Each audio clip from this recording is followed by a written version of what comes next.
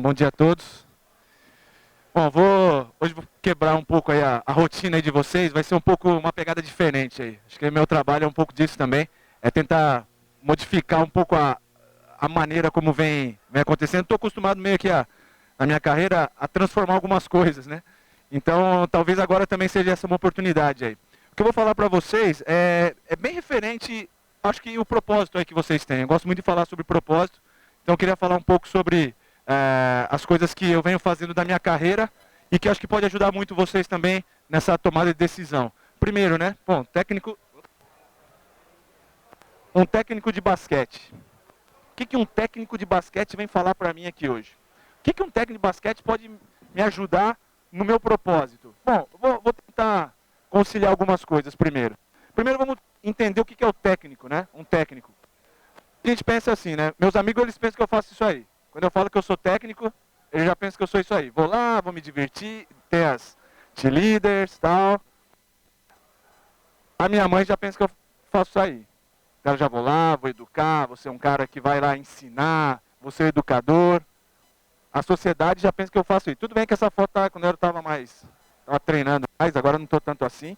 Mas a sociedade já pensa que eu faço isso. Quando eu falo eu sou técnico e trabalho com esporte, todo mundo pensa, o cara se diverte, ele vai jogar, ele vai fazer qualquer coisa ali, vai se divertir. Os jogadores já pensam que eu faço isso aí. Ó. O que esse cara tanto arruma de estratégia, o que ele pensa tanto, o que ele faz tanto, o que ele escreve tanto, o que ele escreve tanto nessa prancheta aí. Né? Eu já penso que eu faço isso, porque eu sou um técnico aí de NBA, né?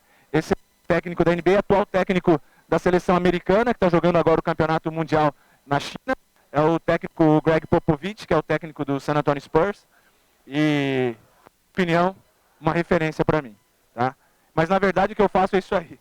Eu sou um técnico que fico ali no meio na quadra, ali do lado da quadra, tentando orientar e tentar passar para os meus jogadores aquilo que eu acredito que eles têm que fazer. Olha que loucura que é aquilo que eu faço no meu dia a dia. Eu não faço cesta, eu não defendo, eu não roubo bola, eu não faço nada. E ainda eu tenho que convencer quem faz de fazer do meu jeito. Olha que loucura. Eu sou mais ou menos isso. Sou um gestor de pessoas, na verdade. Que eu acho que vai muito agora a gente falar sobre elementos e ingredientes que eu acredito que você também está buscando, né? Falar sobre essa gestão de pessoas. O técnico, na verdade, é isso. E eu vou fazer aqui com vocês, a gente vai fazer uma dinâmica aqui, de a gente fazer um brainstorm, da gente poder falar sobre vários elementos que existem no esporte, que existem na minha carreira, que existe como técnico de basquete, como um gestor de pessoas, que eu acredito que você pode usar também para o seu propósito. Primeira coisa, eu quero começar com um questionamento aí para vocês. Qual a sua atitude? Qual a sua atitude diante de uma situação? Que situação? Vou te dar uma situação que eu vivi agora muito recentemente. Né?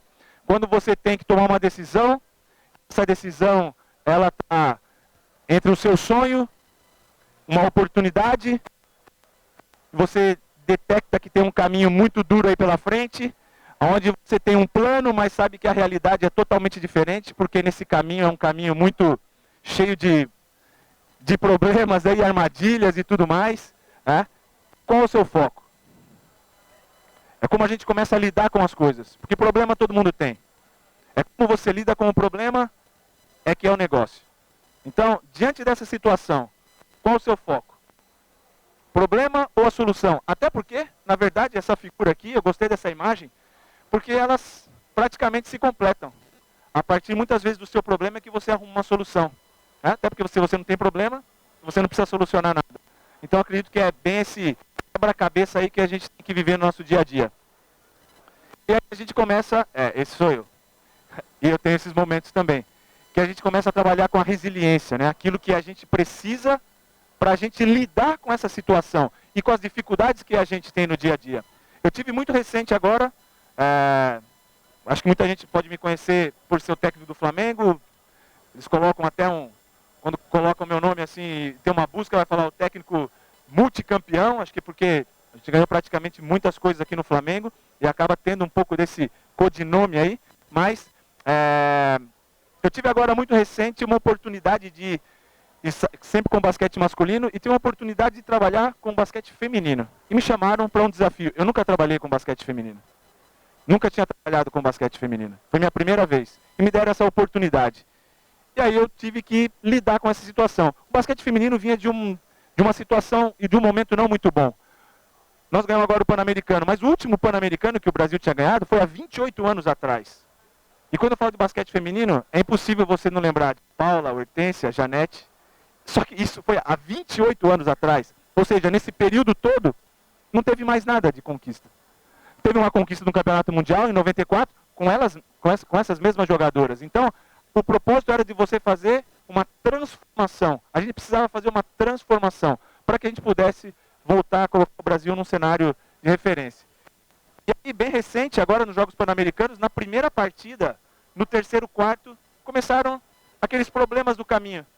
Uma das jogadoras importantes do time, ela teve uma lesão, torceu o joelho, rompeu o cruzado. Ou seja, na primeira partida dos Jogos Pan-Americanos, contra o Canadá, que era uma das equipes mais fortes, a gente perdeu essa jogadora.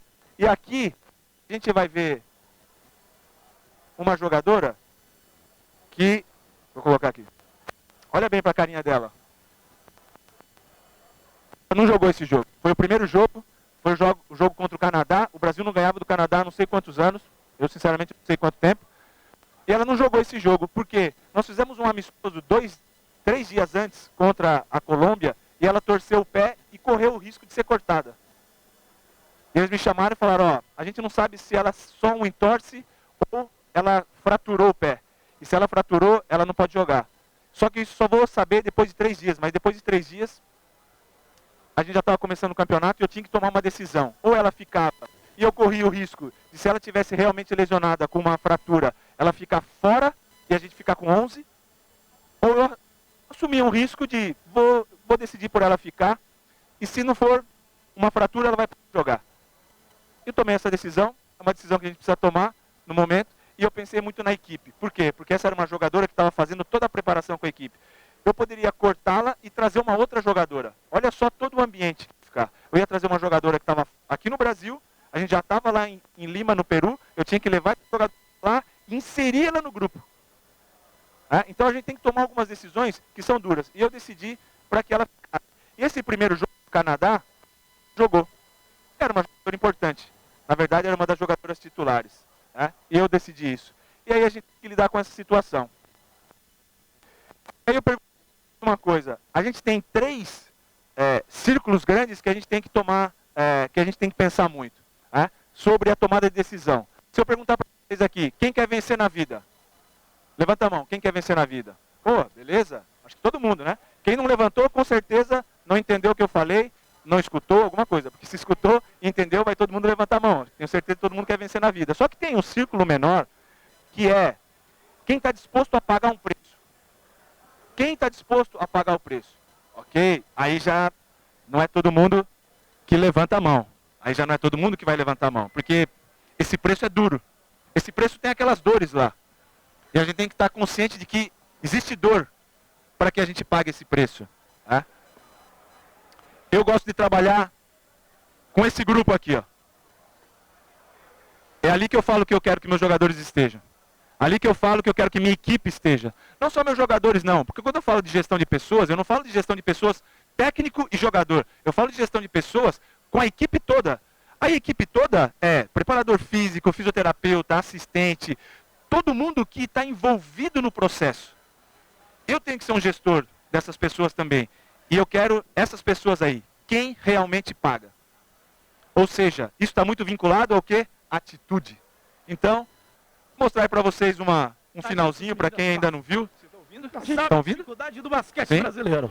A gente que vou passar só um pedacinho para quem não viu. Vem do amor das pessoas por esse esporte.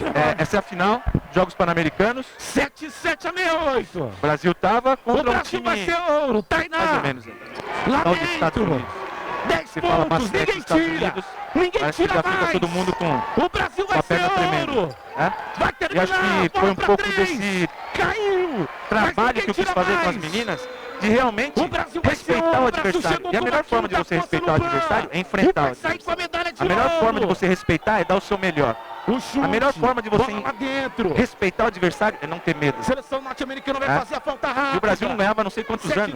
Nos Estados Unidos, então, Tainá nem lembro. Paixão, vai terminar. Qual foi a última vez? Vai terminar. O Brasil. E aí acabou assim. ouro do E é legal você ver você escutar na transmissão a emoção que toma. Isso toma conta de todo mundo. Eu até nem vou olhar muito lá, porque senão daqui a pouco também eu não consigo nem falar. Mas é uma emoção que toma todo mundo. Por quê? Porque além da conquista, você coloca em prática tudo aquilo que você planejou, tudo aquilo que você desejou. Então, eu gosto muito do discurso, mas eu gosto muito mais da prática. Então, quando a prática ela se realiza, é isso aí. Eu acho que é o que todo mundo está buscando aqui hoje. Que grande vitória, né, As startups, elas são, na verdade, isso. Que a saída do papel faz. É exatamente isso, é transformar o sonho em realidade. Eu acho que é muito importante, é muito interessante isso. E é interessante a gente ver exatamente essa reação delas. E vou falar algumas coisas enquanto vocês vêm aí. Eu vou falar algumas coisas importantes. Que tinha se encantado com essas Eu falei pro meu time, nós temos que jogar como um time. Só tem um jeito da gente ganhar dos outros times que estão à nossa frente. Nós chegamos lá, você deve ter escutado aí, como a quinta força. Estados Unidos, Canadá, Porto Rico, Argentina e Brasil. Recentemente, nós chegamos lá com a quinta força. Mais modestos do basquetebol. E a gente conseguiu ganhar a medalha de ouro. Porque a cada dia a gente jogava como time. A gente estava mais forte como time. Os outros times tinham jogadoras melhores, sem dúvida. Mas quem ganha não são os jogadores, quem ganha é um time. Uma modalidade coletiva, quem ganha é um time. Eu acho que no nosso propósito, quando você quer fazer alguma coisa, dificilmente você vai ganhar sozinho alguma coisa. Você vai precisar de pessoas que te ajudem. Isso é a ideia de você ser um bom gestor de pessoas. Porque você vai potencializar cada um desses indivíduos que estão comprometidos com o seu processo. Então, a primeira parte foi essa. Fazer todo mundo ficar comprometido com o processo. Para que você possa ter êxito. Eu assemelho muito, assim, acho que as grandes empresas ou os grandes processos, eles se assemelham a uma equipe de modalidade coletiva no esporte. Porque um depende do outro. E na prática, o que aconteceu? Se você olhar a estatística individual no final do Pan-Americano, nós tivemos entre as 10 melhores jogadoras, nós tivemos uma jogadora entre as 10 melhores. Em oitavo, foi a oitava melhor jogadora, mas nós tivemos a medalha de ouro, ou seja, nós tivemos o melhor time. Tem alguns elementos que mostram isso na estatística. Por exemplo, assistência. Assistência é o passe que você dá para a pessoa fazer a cesta. Então, quando você dá um passe e a pessoa faz a cesta, aquilo é contado como uma assistência. Nosso time foi o que deu mais assistência, ou seja, isso representa a coletividade. Melhor time de defesa, o time que mais roubou bola, o time que mais deu toco, ou seja, que mais bloqueou. Acho que isso aí não tem preço. Quando a gente vê uma modalidade como o basquete, vê a bandeira do Brasil mais alta do que a dos Estados Unidos, alguma coisa diferente aconteceu. Vou passar aqui porque meu tempo está acabando. E a gente acaba conquistando uma coisa importante. Acho que é uma conquista importante, que eu acho que ficou para a história do basquete. E eu acho que mais importante do que a medalha é ver o compromisso delas e a satisfação de ter valido a pena. Acho que isso é o que paga. Acho que muita gente me conhece por isso aí, por alguns títulos aí que eu tive no Flamengo, que eu passei fazendo a gestão do Flamengo. Foram 6 anos, conquistando 5 vezes o Carioca, só não foi 6 porque teve um ano que não teve o campeonato. Brasileiro foram 4 vezes, Liga das Américas, que seria a Libertadores, e que classificou a gente para um campeonato mundial, que a gente foi campeão mundial. Saindo do Flamengo, eu fui para o Japão, eu fui ser técnico no Japão, num país totalmente diferente, num lugar totalmente desconhecido, onde eu apostei muito em poder ter um crescimento profissional. É a primeira vez que eu saía para dirigir, e a primeira vez que um técnico brasileiro dirigia profissionalmente uma liga fora do Brasil. Então eu tive essa oportunidade, era um sonho que eu tinha de dirigir fora do Brasil. Fui logo para o Japão, que é uma liga que está crescendo muito, ela é uma liga nova, mas está crescendo muito. E aí, algumas coisas que a gente acabou vendo lá, A gente acaba se tornando aí capa de jornal, acho que é muito intenso o que eles vivem. Os japoneses é um país incrível Então as coisas que acontecem também são nessa mesma proporção. A gente acaba tendo uma expectativa muito grande e esse era o meu time, que ficava na cidade de Hokkaido, no norte do Japão. Isso era um painel que tinha no metrô da cidade, é uma cidade que se chama Sapporo. Acho que muita gente conhece pela cerveja, né? Existe a cerveja Sapporo, e com mais de 2 milhões de habitantes, uma cidade grande, e esse painel era no metrô. Aí tinha aí a diferença, né? Entre os jogadores. Esse era o capitão, e ali outro era um espanhol, que foi a única contratação que eu acabei levando. Esse era o ginásio. Primeiro mundo. Japão, primeiro mundo. Um país incrível, muito frio, menos 12 quase todos os dias. Essa é uma situação, para quem vive aqui no Rio, chegar a menos 12 é muito diferente, que a gente tem que se adaptar. Por que eu estou mostrando tudo isso? Não é porque a foto é bonita, é para a gente entender que a gente precisa se adaptar às situações para a gente conseguir realizar aquilo que a gente quer. E aí foi uma coisa que me chamou muito a atenção e que me transformou como pessoa, quando teve um terremoto. Quem já viveu a experiência de um terremoto? Quem já viveu? De 7 graus, assim? Na escala ou não? Menos? Porque de 7, menos? Porque de 7, vou te falar. Eu não tenho inimigo, mas se tivesse, não desejaria para ele. É uma situação, às 3 da manhã, dormindo, e você acordar assim, eu não desejo para ninguém. Aí eu não morri do terremoto, mas quase morri de infarto, porque o susto que você leva, com tudo tremendo, tudo caindo, e você não sabe o que você faz, é terrível, né? E aí aprendi isso aí também, que aquilo que não te mata, te deixa mais forte. Né? E eu acho que essas são as coisas que a gente aprende na vida, e acho que a gente tem muita coisa pra gente falar. E a gente tem que entender que tudo faz parte de um jogo. E a gente não pode desprezar, para quando a gente olha o resultado, dessas primeiras fases aqui, né? Do treinamento, que ele é tão importante quanto o jogo. Porque é ali que você cria, né, os hábitos, aonde você tem a identidade do time, como você quer que o time jogue.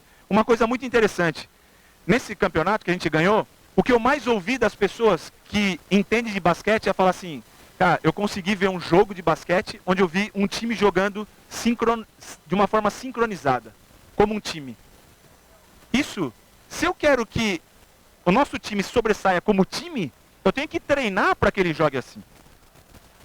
Então essa é uma situação que a gente tem que também pensar no nosso dia a dia. O nosso dia a dia, como é? Como é o seu dia a dia? Os seus propósitos, as suas ações do seu dia a dia, eles vão ao encontro do seu propósito? O que você faz no dia a dia vai ao encontro do seu propósito? Então a gente capacita nos treinamentos, onde você dá capacidade para que o jogador possa executar aquilo que você quer. Como eu cobro, eu falei para minhas jogadoras, eu falo assim, eu não vou cobrar de vocês nada mais do que aquilo que a gente treinou. Porque se eu não treinar aquilo, como eu posso exigir alguma coisa? Eu estou falando de alguns elementos que eu acho que vocês podem transferir para a sua vida do dia a dia e para os seus propósitos também que você tem. E aí eu não sei se vocês conhecem, Otto Scharmer é um doutor aí em economia e negócio, acho que é muito, vocês devem conhecer. E ele fala de uma coisa que eu gostei muito e tenho procurado agir, né? Existem muito mais possibilidades do que aquelas que estamos tentando, muito mais. Então, a liderança é ajudar as pessoas a mudar sua perspectiva do eu para nós. Eu falei, eu não quero nenhum prêmio individual, mas eu quero um prêmio coletivo, porque a modalidade é uma modalidade coletiva, então sobressaia o time.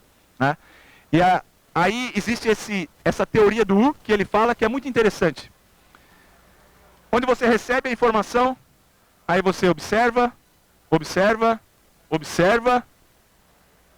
reflete, e aí você tem ação. Isso é muito interessante. Quando eu recebi o convite para ser técnico da Seleção Brasileira Feminina, eu pensei, eu nunca fui técnico de feminino, nunca dirigi um time feminino. Eu aceitei o desafio, recebi informações. O que eu fui fazer? Procurei pessoas importantes que já viveram esse meio e foram vitoriosos. E o Brasil tem referência para isso. Como eu falei para vocês antes, Paula, Hortência, Janete, grandes técnicos. Fui por falar com eles para saber como é esse meio aí. Me fala. Aí, recebi a informação, observei, fui ver os jogos, assisti a todos os jogos, tal. Beleza, vou fazer isso. Precisamos fazer isso. Pum, ação, treino. E aí fomos para a competição. Tá? Então, acho que esse foi muito útil e muito verdadeiro.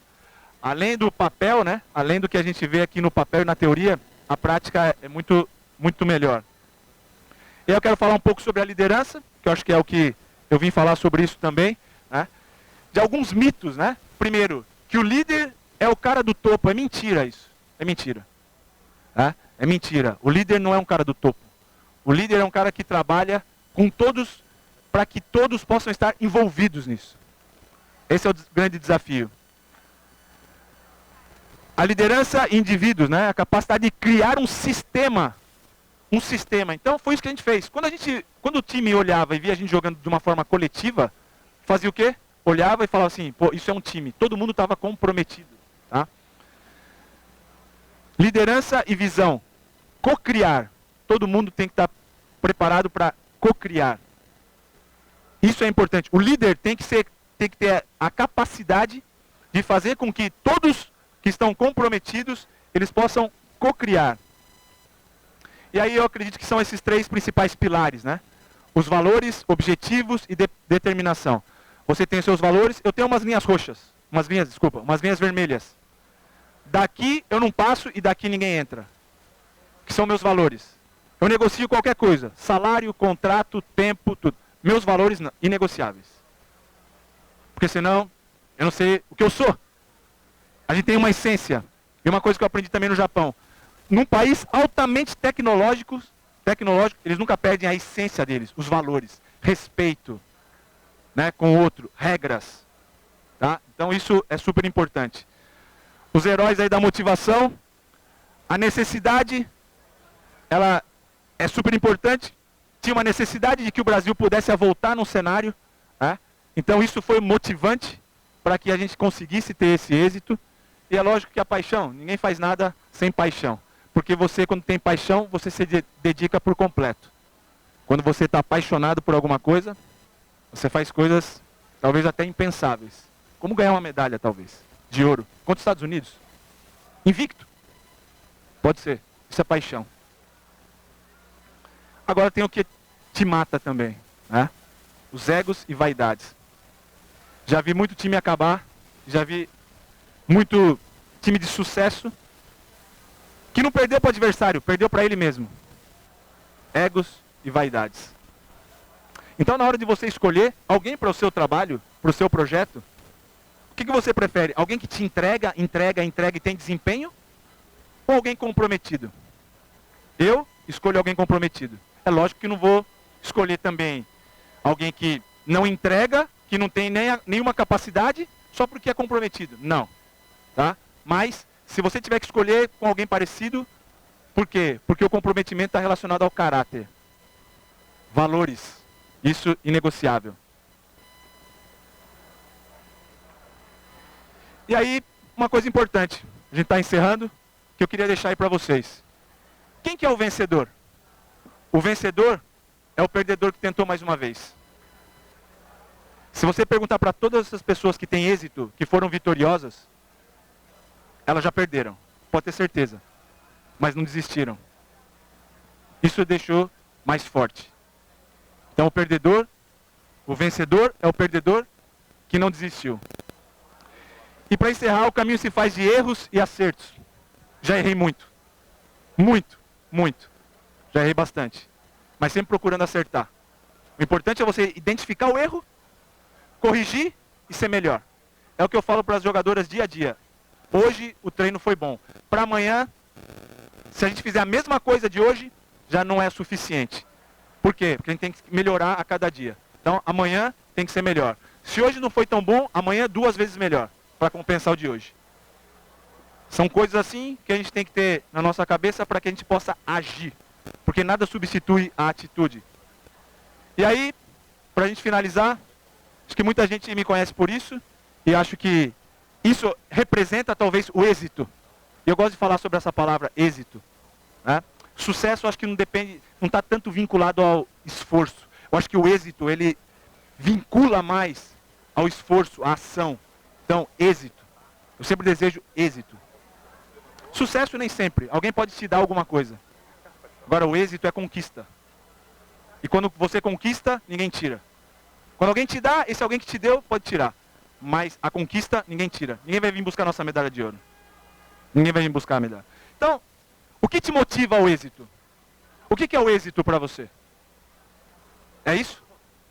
São os troféus? Isso aqui, quem for lá no Flamengo vai ver. Vai ficar lá a vida inteira. Eu acho que tem uma medalha que pesa muito mais e é o que me motiva muito mais do que todas essas que estão penduradas aí, algumas outras que ganhei depois disso.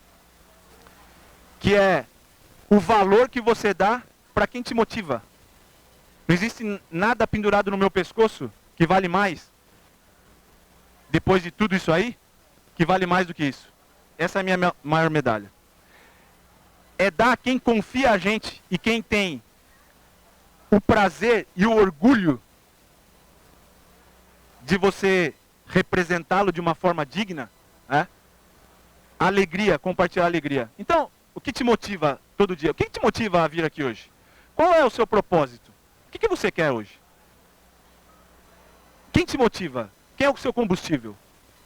O meu maior êxito é saber que todos os dias eu procuro ser motivo de orgulho para os meus filhos. Então, quando eu vou levar meus filhos para a escola, tal, eu já tenho uma filha de 20 anos aí que está terminando a faculdade, e esse aí que tem 10, mas quando eu vou, eles têm o orgulho e o prazer de que eu vá com eles para eles falarem, pô, esse aqui é meu pai. Isso não tem preço. Isso não tem medalha que pesa mais no seu pescoço. Isso é o que te motiva todos os dias. Qual é seu êxito? Desejo êxito para vocês. Obrigado. Valeu, Zé. Obrigado. Posso fazer só um bate-papo? Claro. Pessoal, mais uma vez, que bacana ouvir um grande técnico, um campeão, medalhista de ouro, que trouxe ouro recente pra gente aí.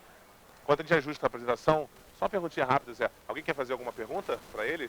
Senão eu tenho aqui um bate-bola rápido. Você falou sobre o erro, né? Eu acho que tem muita gente que às vezes, quando fala de erro, começa a questionar assim, cara, errou, tá fora, ou errou, aprende, vai, vira por cima. Queria que só que você desse uma pincelada um pouco melhor sobre essa coisa do erro, que eu acho que é muito importante esse ponto. Eu já perdi muito mais que ganhei na minha vida. Muito mais. Acho que as derrotas, elas foram muito maiores, né? Até porque foram ali, apesar de muitos títulos, né? Mas também tive muitas derrotas. E o erro é uma coisa que te empurra para frente. Depende para onde você quer ir. Quando você tem uma oportunidade, e eu falava muito isso para os meus jogadores, tentei falar um pouquinho no começo ali. Onde você coloca seu foco? Quando você tem um problema, você coloca seu foco no problema ou na solução? Ele existe, você tem que olhar cara a cara para ele e saber, eu errei aqui, só que agora eu vou tomar uma decisão para não errar mais. E não ter medo do erro, talvez você não erre. Você pode até cometer outros erros, mas esse mesmo não.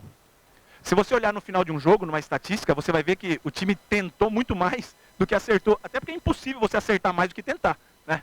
Mas você vai ver. E aquele erro talvez faça tomar algumas decisões que são próprias para o time.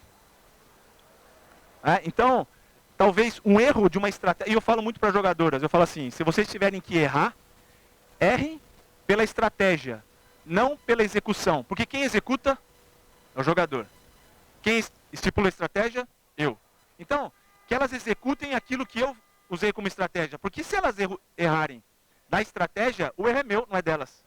Agora, se eu estipulei uma estratégia e ela errou naquela situação, eu pedi para ela fazer um passe e ela fez um drible, aí é erro de execução, eu tenho que tomar uma atitude em relação a isso. Então, o erro, eu acho que ele é muito prudente. Você tem que olhar cara a cara para o erro e você tem que estar preparado para o erro. Você tem que fazer um mapa e das possibilidades de erro que existem. Você não pode estar preparado só para o acerto, você tem que estar preparado para o erro. Você tem que estar preparado também para os fracassos. Porque é isso que te levanta, é isso que te motiva. O erro me ensinou muito, me fez talvez um profissional um pouco melhor. Tenho certeza ainda que eu vou errar bastante, porque eu quero ser um profissional ainda melhor. Muito obrigado. Valeu. Obrigado, Zé Neto. Parabéns. Obrigado. Obrigado, gente. Obrigado. Foi um prazer.